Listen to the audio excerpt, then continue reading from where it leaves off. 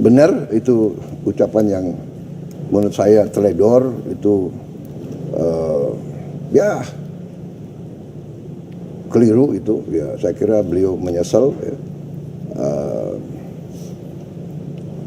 Tapi ini alasan yang saya bisa kasih adalah mungkin ya karena baru dalam posisi pemerintahan yang selalu disorot.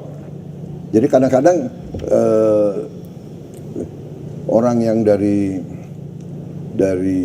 dunia perencana atau dunia survei atau dunia akademis muncul di panggung publik kurang cepat menyesuaikan menurut saya. Oke, terima kasih. Saya itu jawaban saya kepada itu. Tapi bahwa komunikasi kurang baik itu sebetulnya saya anggap itu saya yang bersalah karena fokus kita deliver. Ini rasanya kurang tersampaikan ke publik, gitu ya. Padahal Bapak cukup banyak punya organ yang berurusan dengan komunikasi.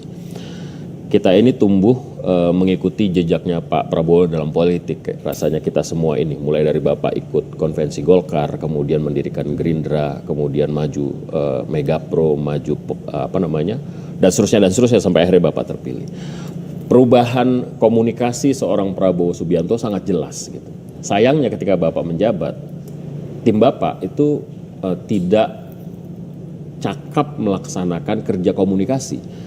Sehingga muncullah, walaupun sebenarnya ada sedikit apresiasi yang harus dicatat juga, Bapak tidak menggunakan terlalu banyak buzzer, gitu ya. Sehingga kata buzzer pun saya juga apa sih itu buzzer? Pendengung, Pak. Pendengung orang ya. Di sosial media, Bisa, Pak. Jadi biasanya kalau misalnya mau menghentikan media arus utama untuk mengkritisi, menggunakan buzzer dulu. Tapi kan ada juga robot ya.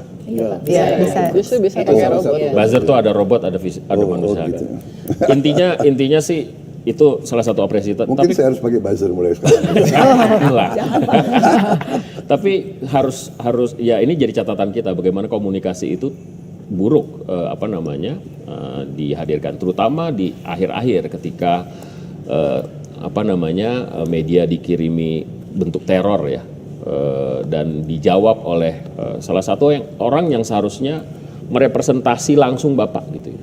Ketua kantor komunikasi presiden itu kan representasi langsung Pak Prabowo. Apa yang disampaikannya itu harusnya menjadi persepsi dari seorang presiden. Ya, saya nggak yakin Pak Presiden bilang ya udah kalau misalnya dapat kepala babi dimasak aja, gitu. Ini sesuatu yang serius buat kita. Kita sudah berjalan cukup panjang kebebasan demokrasi kita, kebebasan pers kita, dan saya sempat men-challenge Bapak di suatu waktu, apakah kemudian Bapak akan menggunakan gaya-gaya lama, gitu ya. Ya nggak mungkin lagi Bapak bilang, karena sekarang ada sosial media dan media sudah berkembang, semua orang punya hak dan menjadi produsen pesan, gitu. Nah, ini apa yang akan Bapak lakukan terhadap ini? Perbaikan Bapak komunikasi. juga sebelumnya juga sudah mengatakan komunikasi kita jelek dalam satu acara terbuka. Saya ingin jawab ya. Benar sekali. Saya akui bahwa 150 hari saya sendiri menurut pendapat saya yang bertanggung jawab, saya yang salah sebetulnya. Kenapa? Karena begitu kita dapat mandat, fokus saya, antusiasme saya, semangat saya adalah bagaimana bisa dengan waktu yang sesingkat-singkatnya deliver. Orang lapar nggak bisa nunggu, anak-anak yang lapar nggak bisa nunggu. Jadi fokus kita kerja. Mungkin ada yang ngejek ya, tapi saya paham etos. Saya bukan selalu membela Pak Jokowi. Banyak orang yang jelek-jelekin, saya nggak tahu ya. Pasti ada orang baik, ada orang yang tidak baik, ada kekurangan. Tapi etos waktu itu ya, kita ingin kerja, kita ingin buktikan, kita ingin selesaikan. Ada El Nino, ada La Nina, kekeringan, waspada. Nanti gimana? Air, cari air, bikin tim, cari ahli. That was our focus on the first days. Gimana menghemat? APBN, Menteri Keuangan, bagaimana? Pelajari lagi.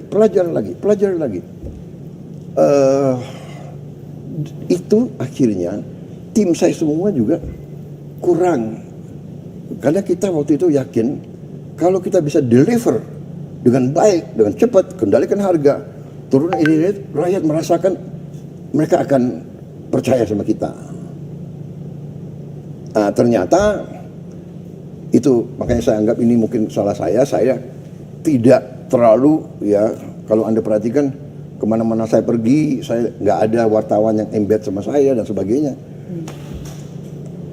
Karena pendekatan saya waktu itu adalah kerja dan evidence. Kalau saya bisa bikin ini, pasti orang menilai dengan objektif. Ternyata tidak seperti itu. Ya, politik adalah persepsi dan ya kadang-kadang kekuatan-kekuatan tertentu, apapun yang kita buat pasti di narasi tidak baik. Karena itu saya mau perbaiki itu. Masalah apa itu? Komunikasi. Salah ucap. Ya, tim saya kan orang-orang baru dalam pemerintahan. Banyak orang baru pemerintahan. Sebagian menteri-menteri yang senior ada yang dari kabinet lama. Ya. Tapi banyak yang baru. Ya. Jadi mungkin kurang waspada, kurang hati-hati dalam mengucap, ya. Saya kira itu yang bisa saya jelaskan, ya. Saya belum ketemu sih sebetulnya setelah saya juga kaget, ya, masalah kepala babi dan apa, ya, itu tikus kirim itu juga saya kira gaya-gaya apa, ya, taktik teknik gitu-gitu, ya. Bagi saya juga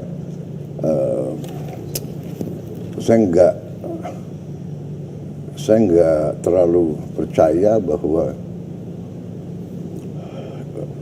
yang lakukan itu punya sifat-sifat, saya ulangi, saya kira yang lakukan itu ingin mengadu domba, ingin menciptakan suasana yang tidak baik. Menurut saya itu, ya. Tapi benar itu ucapan yang menurut saya teledor, itu ya keliru itu, ya. Saya kira beliau menyesal, ya. Tapi ini alasan yang saya bisa kasih adalah mungkin ya karena baru dalam posisi pemerintahan yang selalu disorot. Jadi kadang-kadang orang yang dari dunia perencana atau dunia survei atau dunia akademis muncul di panggung publik kurang cepat menyesuaikan menurut saya. Oke, terima kasih. Saya itu jawaban saya kepada itu. Tapi bahwa komunikasi kurang baik itu sebetulnya saya anggap itu saya yang bersalah, karena fokus kita deliver, kerja, rakyat nunggu apa keputusan. Pak, ini hutang para petani nelayan, hutang lama, dia nggak bisa pinjam lagi, selesaikan, hapus hutang itu. Pak, begini, jadi banyak masalah yang akhirnya harus saya selesaikan, ya kan? Tapi ya kita keluarkan keputusan cepat, kita keluarkan sehingga on the whole saya lihat saya cukup bangga dengan apa yang kita capai dalam 150 hari. Dan saya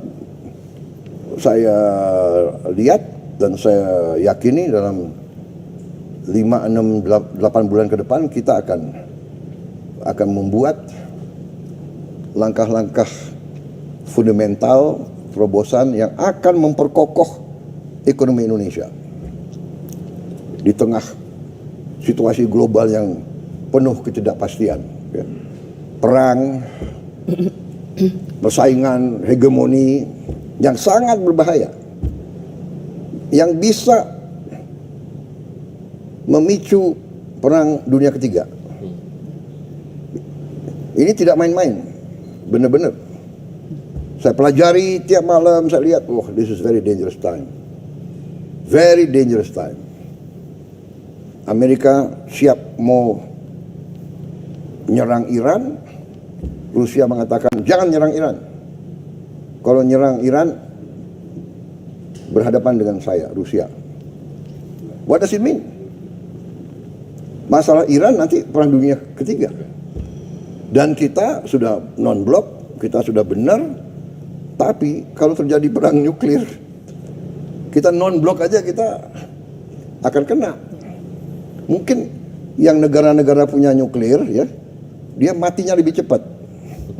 Kita mungkin mati juga, tapi lama kita matinya, ya kan? Benar nggak? Betul. Jadi it's dangerous time. We are living, kita hidup dalam, nah kita harus hati-hati. Dan untuk itulah saya selalu mengajak, mari kita rukun, mari kita mengatasi persoalan bersama, gitu. Ya. Baik. Ya. Terima kasih Pak. Baik, terima